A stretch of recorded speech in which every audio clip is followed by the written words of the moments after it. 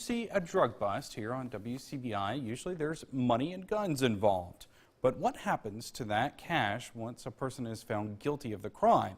Our Jory Talley talks with one agency to see how big of an impact that money is having when it comes to getting dealers off the streets.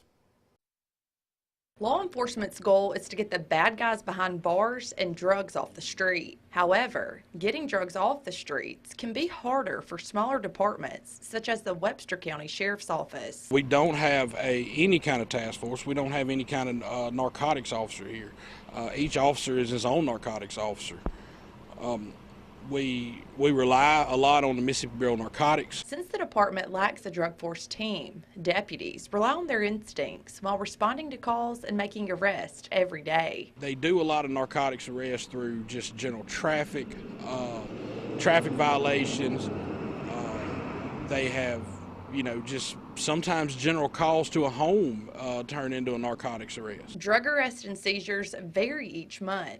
Those numbers depend on how many deputies are working and how busy they are on other cases. We're in a little bit of a shortage on deputies with one in the academy and things of that nature, so we don't have the free time that we could possibly have, to do things like that, traffic stops and watch houses. Chief Deputy Jeff Mann says there have been about 10 narcotics arrests this year. If money is involved in a drug bust, it can be seized and later put into an account that deputies use to help their narcotics investigations. We have to be able to prove that it was used, and it was specifically used to buy and purchase narcotics or for those type of purposes. So a lot of times when we do a small narcotics bust, especially misdemeanor stuff, we're not going to get any cash off that. What little cash that is kept once there's a conviction has to be used for a specific purpose. It has to be strictly used for narcotics purposes.